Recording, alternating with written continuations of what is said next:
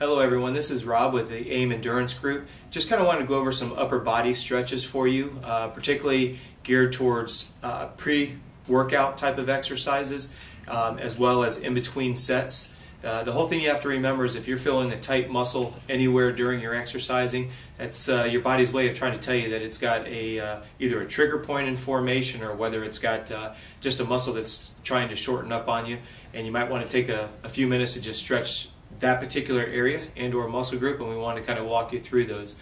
What we always like to say is we like to keep it easy, so we start from the top of the body and go straight down. First thing we like to do is just have you drop your head down, literally just let the weight of your head drop and just let it kind of circulate all the way around. And the tendency is that your body's going to want to pick the head up, and what I want you to think about is just let the weight of your head kind of lean forward and lean backwards as you go in circles. Okay? One of the things that we always like to point out is if you get to a particular range of motion and it really grabs or bites hard, you might just want to take and put your finger in where that hot spot is at and try to turn that neuromuscular pathway off. A lot of times when you get a real tender spot, that's you're in a pain spasm pain mode and you need to interrupt that pathway. So just take the time to stretch your head both to the right as well as to the left. The second thing that we want to go into would be the shoulder girdle itself, particularly up into where the anterior, middle, and posterior deltoids are at. And the best way to do that is just to kind of circumnavigate your arm around. It doesn't matter if you go forwards or backwards. The thing to remember is that your chest always needs to be going forward. If you find yourself kind of moving out of the way, more than likely you've had some kind of injury to that shoulder joint and to that capsule itself. You don't want to try to just sling it through by throwing a lot of momentum at it. What you want to think about is just moving slowly, and again, trying to pay attention to where you may have some catches or hiccups as the tendons and the ligaments move around the head and the capsule of that shoulder joint. Okay, just want to make sure that you get both sides, both forwards and backwards is going to be the key. All right. From there, what we always like to do is just kind of, while you're standing up, just kind of move from left to right. All right. Before we try to stretch any particular muscle group, we always try to go after some kind of movement before we go into a deep static stretch. All right. So as we move down here, we've got our upper body kind of in a motion of movement. We then want to go into the stretching of the chest. Now you can do one of two ways. We like to use something stationary, or you can just kind of bring your arms back behind you and you can open up your chest that way.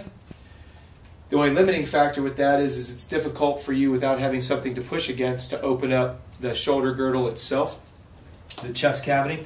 So we like to have you come up against something that's stationary. It could be a doorway, it could be your training buddy. Okay? But the idea is at 90 degrees, the idea is that the bottom arm is always horizontal to the ground, and you're just going to rotate your chest away from your stationary point.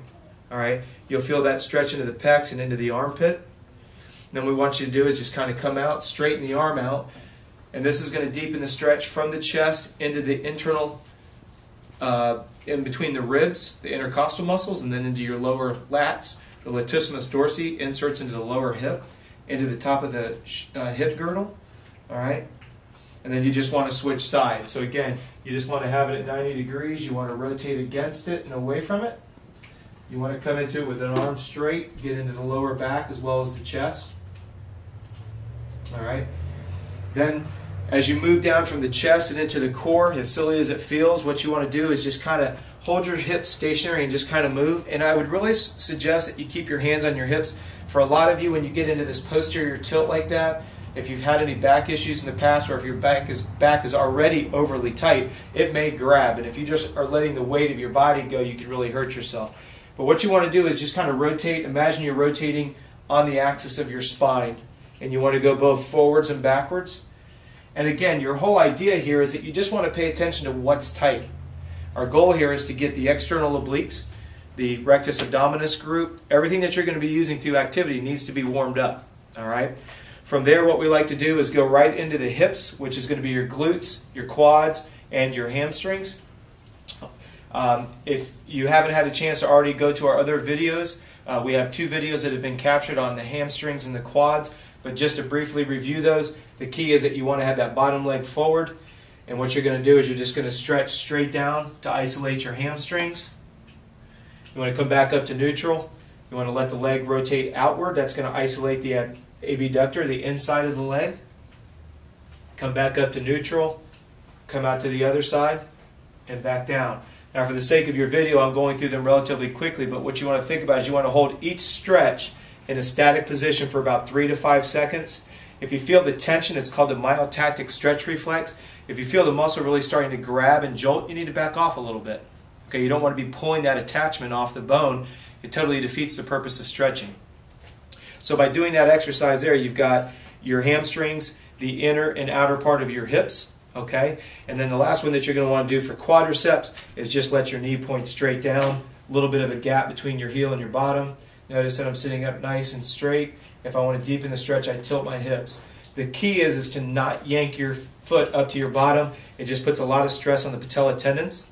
Okay? For those of you who have fought patella tendonitis in the past or maybe chondromalacia, you want to make sure that you're not overstretching the quads. Pay attention. If you only get to a certain range of motion and you feel a lot of tension, then that's as far as you need to be going for that particular range of motion. Okay? The one thing that I want to show you, you may not always have access to a flat area. You can do them on a fit ball, you can do them on a flat bench, and it's really designed as more of an injury prevention. It's very subtle. It's hard to say what muscles they are because to give you the names would be irrelevant. It's the small attachments that keep the arm joint in this socket joint. Okay, and the supraspinatus and infraspinatus are the two muscles that you're going to be stretching out. Okay.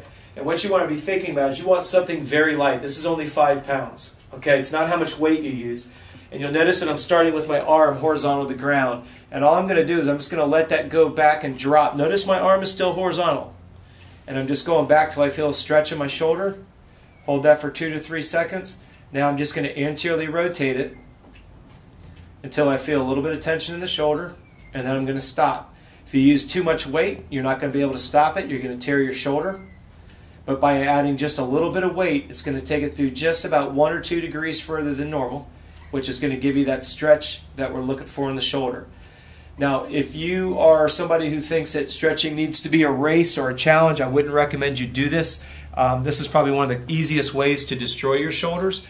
But unfortunately, if you've ever gone through any swimmer shoulders or any tendonitis of the shoulder joint, when you go into rehab, what they're going to do is they're going to hook you up with TheraBands, and they're going to have you be doing these type of range of motions. Whether the band is coming this way and you're pulling in, or the band is this way and you're pushing out, all they're doing is they're working on those stabilizer muscles in the shoulder. This exercise right here, that stretch, will help keep that range of motion in place. Okay? So don't think that stretching is only relevant to the oversized muscle. Familiar ones, quads, hamstrings, chest, pec major, lats, upper traps. Don't just focus on the big muscle groups. You have to remember there's the small ones that support the big ones. So I hope that helps you out. If you have any questions, feel free to email us. Until next time, thanks for watching.